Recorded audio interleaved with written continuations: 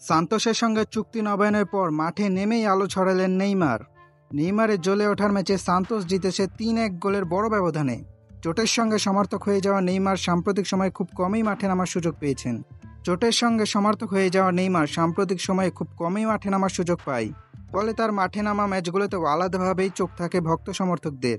বিশেষ করে বিশ্বকাপের আগে নেইমার ফিট থেকে মাঠে কেমন পারফরমেন্স করছেন তা নিয়ে কৌতূহল রয়েছে অনেকেরই। আজকের ম্যাচটি নেইমারের সেই সব কৌতূহলী ভক্ত সমর্থকদের কিছুটা হলেও আনন্দ দেবে। কারিয়াসিকার ক্লেবের আন্দ্রাদে স্টেডিয়ামে শুরু থেকে খেলেন নেইমার।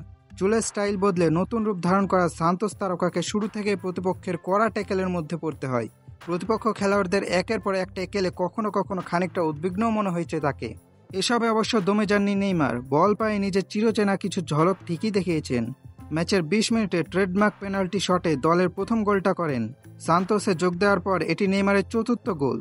৩১ মিনিটে গিয়েরমের করা গোলেও সহায়তা ছিল তার।